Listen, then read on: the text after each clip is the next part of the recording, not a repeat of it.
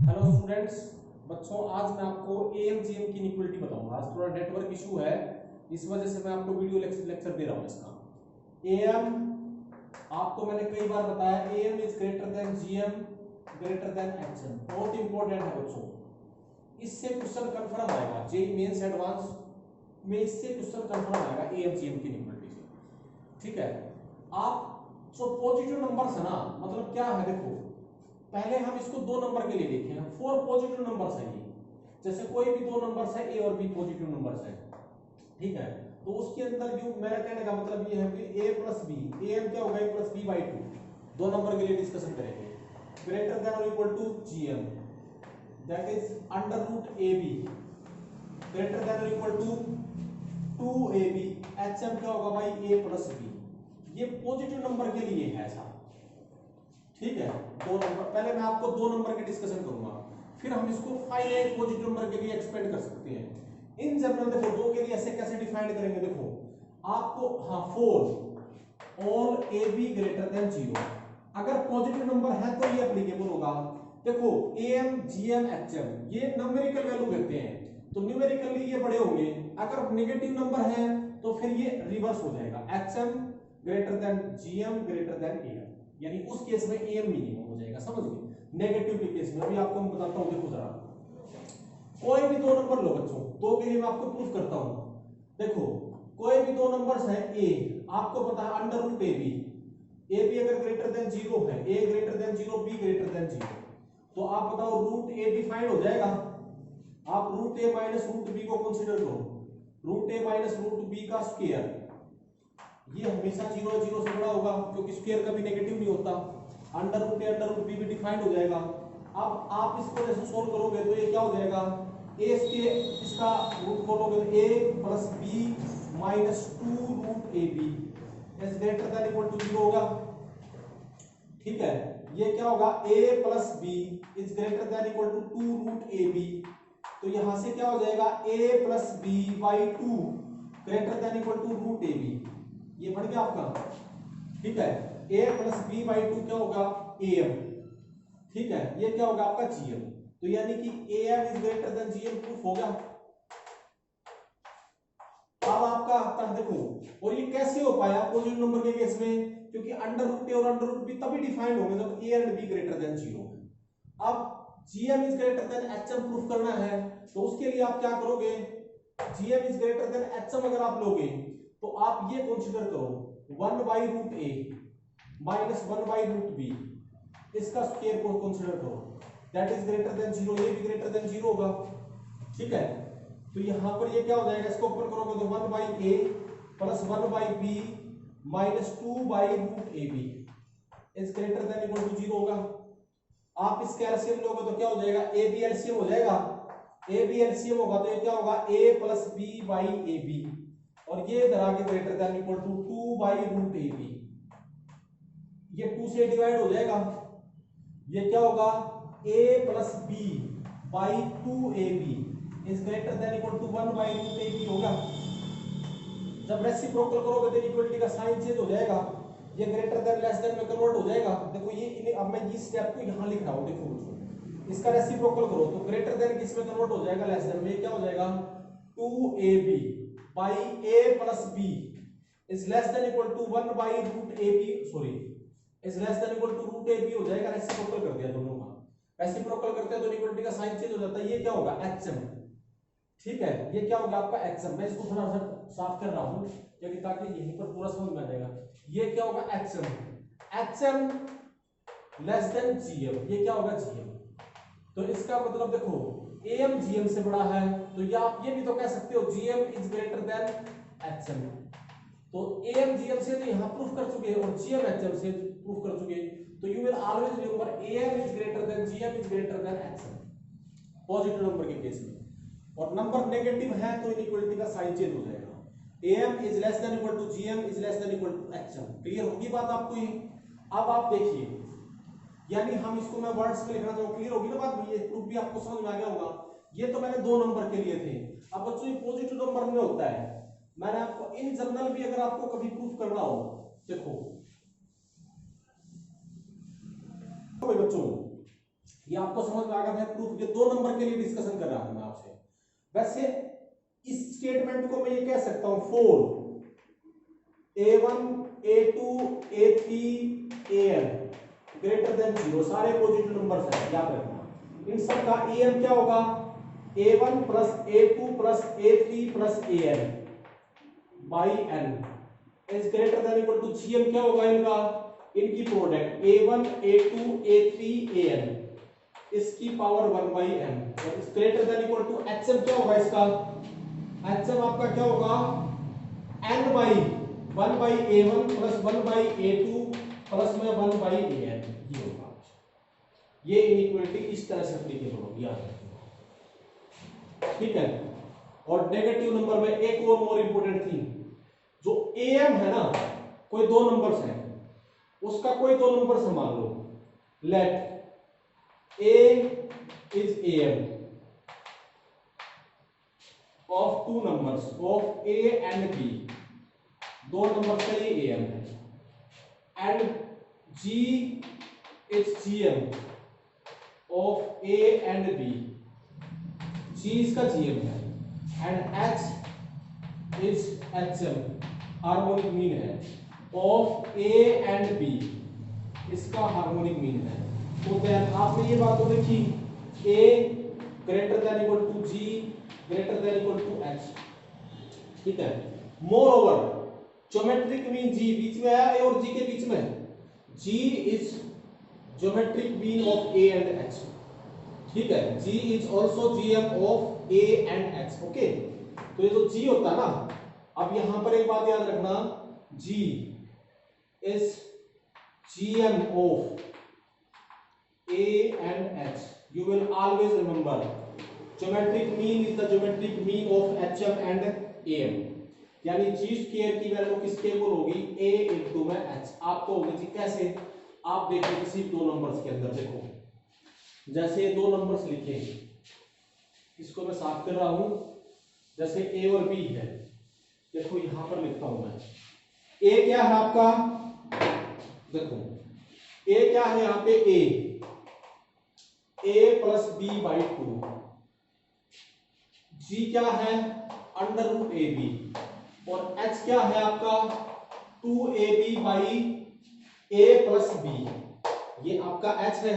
देखो तो यहां पर G स्क्वायर की वैल्यू देखो, G स्क्वायर की वैल्यू कितनी आएगी, A इंटू मैच करो जरा, A इंटू में H, तो A है A plus B by 2, H है 2AB by A plus B, A plus B से A प्लस बी कैंसिल, ये क्या होगा AB, क्या AB G स्क्वायर नहीं है, देखो जरा।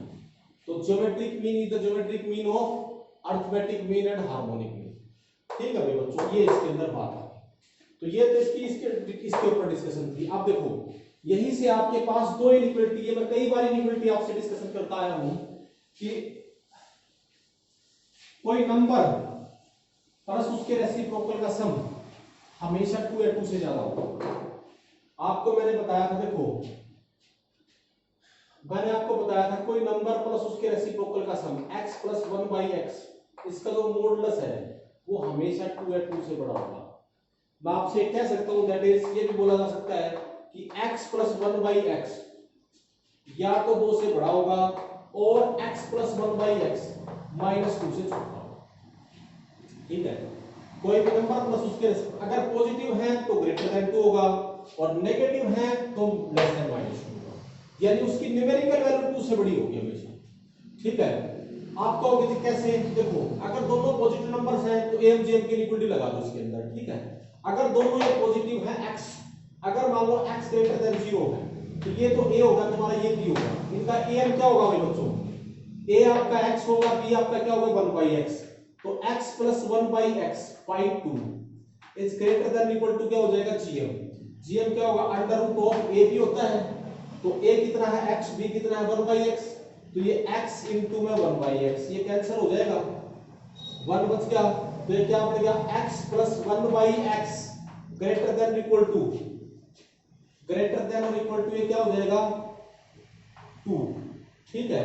तो कोई नंबर प्लस उसके रेसिप्रोकल का सम हमेशा 2 या 2 से बड़ा होगा, उसकी न्यूमेरिकल वैल्यू 2 या 2 से बड़ी होती है। तो न्यूमेरिकल अगर वो नंबर नेगेटिव है तो -2 से छोटे जितने नंबर होंगे वो न्यूमेरिकली 2 से बड़े ही होते हैं ना। जैसे ये देखते हो आप -2 से छोटे इधर नंबर, तो न्यूमेरिकल वैल्यू उसकी 2 से जितनी -2 से छोटे नंबर है, लेकिन न्यूमेरिकल वैल्यू तो वहां 2 से बड़ी आती है उन सब की। तो ये आपके पास इक्वलिटी होगी। क्लियर हो गया सब बच्चों को? कोई कंफ्यूजन है इसके अंदर? देखो अच्छा, इक्वलिटी कब होल्ड होगी? जब ये दोनों नंबर बराबर हो। वहां लिया था ना इक्वलिटी, अगर वो a = b होता तभी 0 के इक्वल आता। तो इक्वलिटी कब होल्ड होगी? जब x = 1/x, यानी x = 1। इसमें इक्वलिटी कब होगी? जब x -1। समझ गए बात? तो ये याद रखना भाई। तो यहां से आप एक बात याद रखना, जैसे कई बार रेंज के ऊपर क्वेश्चन आ जाते हैं, समझ में आ गई होगी सब बच्चों को बात। ऑलवेज रिमेंबर, कोई नंबर प्लस उसके रेसिप्रोकल का सम हमेशा 2 से बड़ा होगा। तो यहां से मैं आपको ये बोल सकता हूं, देखो जरा,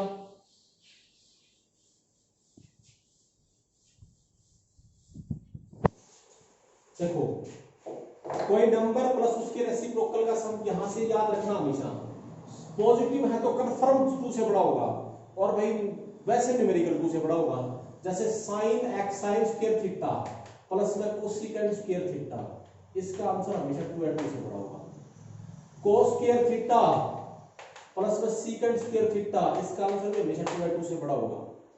tan² थीटा प्लस में cot² थीटा, इसका आंसर भी हमेशा 2 से बड़ा होगा। ठीक है, क्योंकि ये दोनों एक दूसरे के रेसिप्रोकल हैं। कई बार देखो बच्चों ये ऐसे क्वेश्चन आ जाते हैं, फाइंड मिनिमम वैल्यू ऑफ 3 की पावर x प्लस 3 की पावर -x प्लस 5 की पावर x प्लस 5 की पावर -x प्लस 6। जैसे इस एक्सप्रेशन की मिनिमम वैल्यू बतानी है आपको, तो अलजेब्रा का क्वेश्चन होगा। यहाँ पर इसका क्या मतलब रहेगा? देखो भाई बच्चों, अलजेब्रा नहीं, ये यही है AMGM की इक्वलिटी लगी। देखो ये 3 की पावर x इसको ऐसे लिख सकते हो, प्लस 1/3 की पावर x प्लस 5 की पावर x प्लस 1/5 की पावर x प्लस 6। बताओ कोई नंबर प्लस उसके रेसिप्रोकल का सम 2 से बड़ा होता है? ये 2 से बड़ा होगा, ये भी 2 से बड़ा होगा। 2 + 2 4 और प्लस 6 कर दिया, ग्रेटर देन इक्वल टू 2 + 2 + 6 यानी कि 10। तो क्या होगी इसकी कम से कम वैल्यू 10। एक लाइन में क्वेश्चन आप समझ के बात ये। तो वैसे भी अगर मान लो आपसे ये पूछ ले किसी भी तरह के क्वेश्चन है, जैसे आपसे पूछ ले फाइंड, ये ट्रिग्नोमेट्री में minimum value of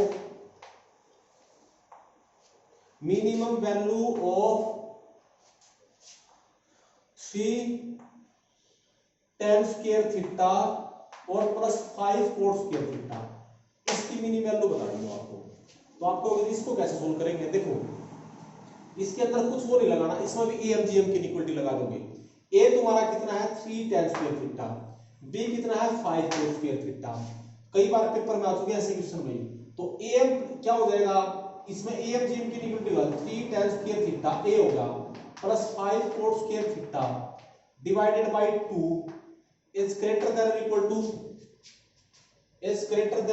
to √GM 3 tan² theta into 5 cot² theta. tan² से cot² कैंसिल हो जाएगा, √15 आ गया, यानी ये 3 tan² थीटा प्लस में 5 cot² theta is greater than or equal to 2√15 हो गया, नहीं होगा? क्या होगी इसकी मिनिमम वैल्यू? 2√15। ऐसे निकाल कर लोगे बच्चों इस तरह से सोल्व। एक तो प्रॉब्लम इस टाइप से, ठीक है, उसको आप ऐसे सोल्व करोगे। देखो दूसरी टाइप की प्रॉब्लम्स कैसे आती है, देखो वो जो HM मैंने भी आपको बताया था,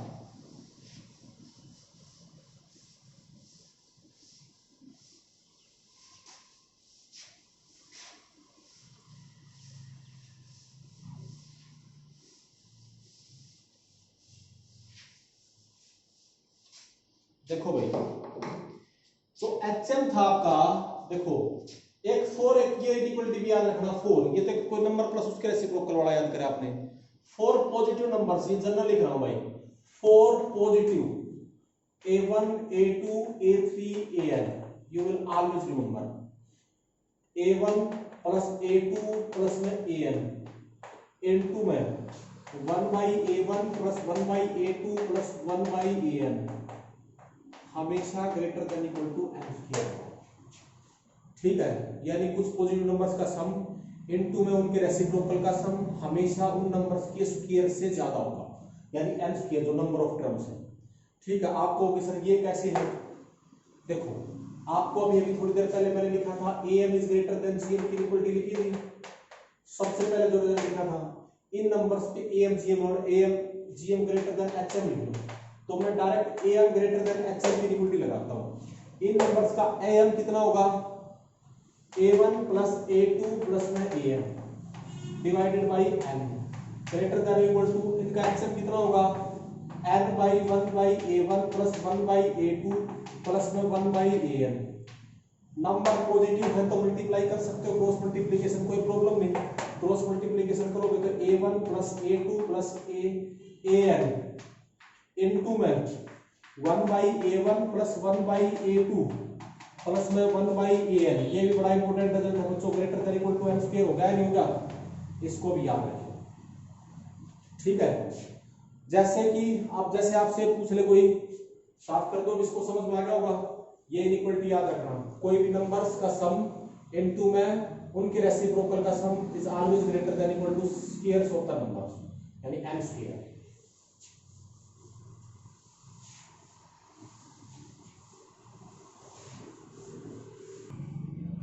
हाँ भाई देखो बच्चों, अब जैसे आपको कोई ये कहे find for if a b c greater than 0, तीनों पॉजिटिव नंबर्स हैं, देन फाइंड मिनिमम वैल्यू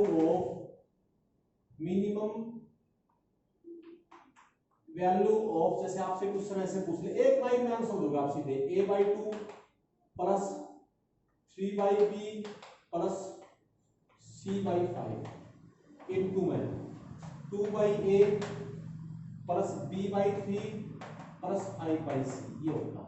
इस एक्सप्रेशन के मिनिमम वैल्यू निकालनी है, तो देखो यही वही काम है, a b c positive numbers है तो a/2 3/p c/5 ये पॉजिटिव होंगे।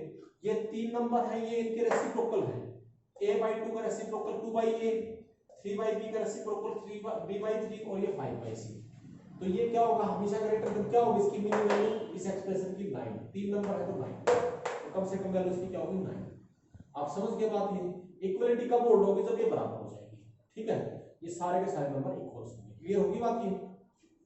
तो इस तरह से सोल्व करना है, तो वो जो इनइक्वालिटी थी उसके ऊपर तो ऐसे क्वेश्चन आएगा।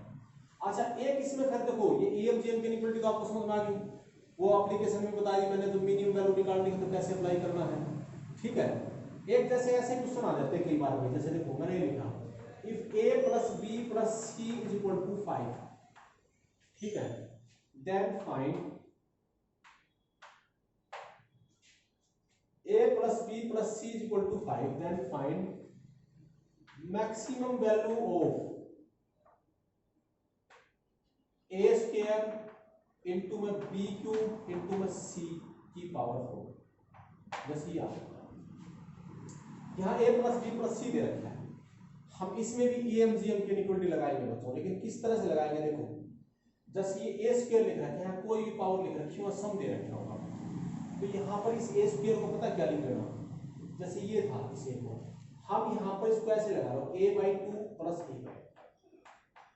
a क्यूब होता तो a/2 plus a/2 a/3 plus a/3 plus a/3 ऐसे लिखते। इसके तीन इक्वल पार्ट्स होंगे b/3 plus b/3 plus b/3, चार इसके पार्ट हमें क्या हो जाएगा plus c/3 plus c/3, sorry four part c/4 plus c/4 plus c/4 plus c/4।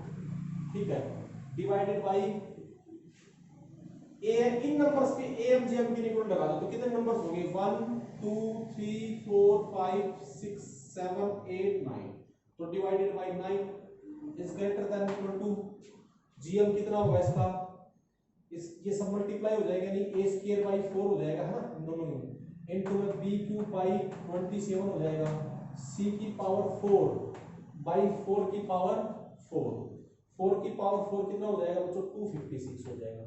मेरे ख्याल से समझ गए होंगे बात ये, और इस सारे की पावर हो जाएगी 1/9, कुछ कंफ्यूजन है, जीएम निकल गए। ठीक है, अब यहाँ पर ये तो पूरा सोल्व करोगे तो a plus b plus c है, उसको तोड़ रखा है मैंने, वो कितना है यानी 5/9, 5/9 is greater than equal to ये क्या होगा a square by 4 B cube by 27 C की पावर 4 बाई 256 इसकी पावर है 9 तो 9 है तो इसकी 1 बाई 9 बाई तो 9 पावर कर देंगे तो ये क्या हो जाएगा 5 बाई 9 देखो ये क्या बन जाएगा ऊपर सोल्व कर दे इसको ये क्या बन जाएगा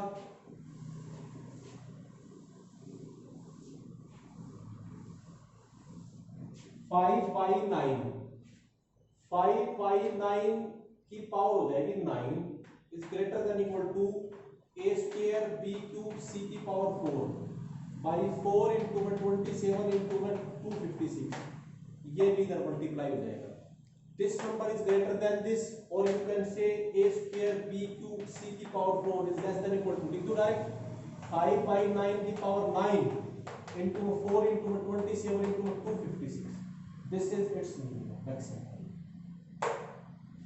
gm ये क्या होगा मल्टीप्लिकेशन ये मैक्सिमम होगा आप सोल्व कर लोगे बच्चों इस तरह से बोलो कोई कंफ्यूजन हो तो बोलो कर लोगे ठीक है इस तरह की प्रॉब्लम्स को इस तरह से सोल्व करते हैं ठीक है ऐसी कुछ प्रॉब्लम्स हैं आप उसके तो जो मैंने आपको रेजोनेंस का मॉडल दे रखा है उसमें एएम जीएम की इक्वालिटी से रिलेटेड क्वेश्चनों को सोल्व करके देखिए ओके दैट्स ऑल।